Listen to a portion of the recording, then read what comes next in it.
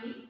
As you all know that the chapter we are start the word of cleanliness. ये chapter हमने start किया है, इसको तीसरा दिन है कि हमने ये chapter जो start किया है the word of cleanliness. What is the meaning of the word of cleanliness? सफाई का इनाम. कि आपको पता है कि हमारे लिए सफाई जो है वो किस कदर जरूरी है. अब आप सल्लल्लाहु अलैहि वसल्लम ने इरशाद फरमाया सफाई निस्फ़ ईमान है. अब कुरान मजीद में एक आयत है कि अल्लाह ताला तौबा करने वालों को और पाक साफ रहने वालों को पसंद करता है. अब फिर में आप इन चीज से आइडिया लगाएं कि सफाई जो है वो हमारे लिए किस कदर जरूरी है.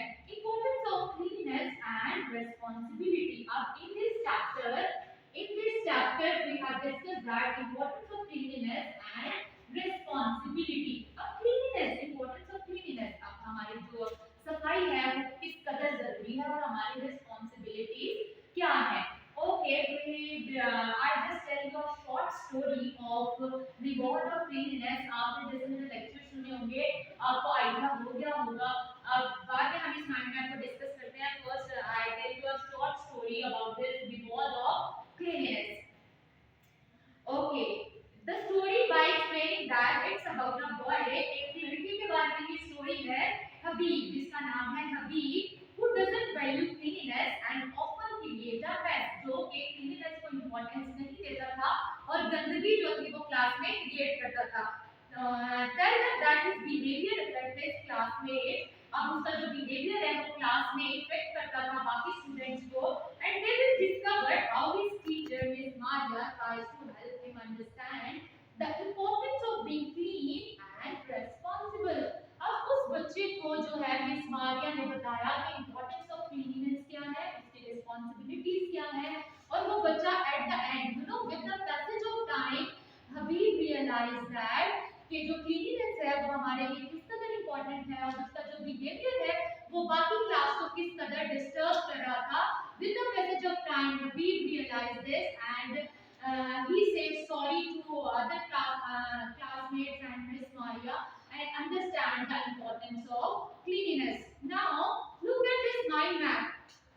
First in this chapter क्या था, हबीब बिहेवियर. हबीब का बिहेवियर क्या था क्लास में, like throwing paper, making messes, not respecting classmates. अब हबीब क्या करता था क्लास में, पेपर जो था वो फेंकता था, डिस्टर्बेंस क्रिएट करता था और बाकी क्लासमेट्स की रिस्पेक्ट नहीं करता था. अब क्या है क्लासरूम रिएक्शन. अब क्लासरूम रिएक्शन क्या है कि जो जब एक बच्चा क्लास में डिस्टर्बेंस क्रिएट करता है तो जो बाकी क्लास का रिएक्शन क्या होता है, वो प्रॉपर अपनी स्टडीज पे फोकस नहीं कर पाते सिर्फ एक बच्चे की वजह से. Okay, reward system. Okay, sorry, next है मिस मारिया's गाइडेंस. अब मिस मारिया ने उस बच्चे को कैसे गाइड किया, कैसे वो बच्चा जो है रिस्पांसिबल बना, कैसे वो बच्चा सफाई का ख्याल रखने लगा. Miss Maria initial advice and her efforts to make Habib realize his mistake. अब मिस मारिया ने एक छोटा सा काम रखा कि जो बच्चे सब क्लास को साफ रखेंगे वो eight the end of month उन्हें स्टार देंगी और उन्हें एक गिफ्ट जो है वो देंगे. और इस स्टार के लालच में और गिफ्ट के लालच में बच्चे अपनी क्लास को भी साफ रखने लगे और हबीब भी इस चीज को रियलाइज कर गया और एट द एंड वो जो था वो हबीब सफाई भी रखने लगा और अपनी मिस्टेक को रियलाइज, अपनी गलती को रियलाइज भी करने लगा. और एट द एंड क्या हुआ कि वो क्लास का रोल मॉडल बन गया. Now move to the next, reward system. Reward system क्या था, जो मैम मारिया ने रिवॉर्ड रखा हुआ था वो क्या था. Miss Maria ideas of giving stars and special gift as motivation. अब मिस मारिया के माइंड में एक आइडिया आया कि क्यों ना वो बच्चों से ये कहे कि वो बच्चों को स्टार देंगी और गिफ्ट देंगी ताकि बच्चे जो है इससे मोटिवेट भी होंगे और बच्चे अपनी क्लास को साफ भी रखेंगे. Now lesson learn. अब इट्स अ वेरी इंपॉर्टेंट. इस स्टोरी से हमने क्या सबक सीखा. 6th क्लास जो आपने जब ब्रेक के बाद क्लास पे आते हैं तो आपके पास एक डस्टबिन भी होती है, फिर भी आप रैपर जो है वो इधर उधर फेंकते हैं. तो ये बहुत मैटर करता है कि जब आप एक क्लीन क्लासरूम में बैठे या एक मेसी क्लासरूम में बैठे तो दोनों में बहुत ज्यादा डिफरेंस है. So you have to clean your class first. Okay, अब लेसन क्या था, what Habib learns and how his behaviour change.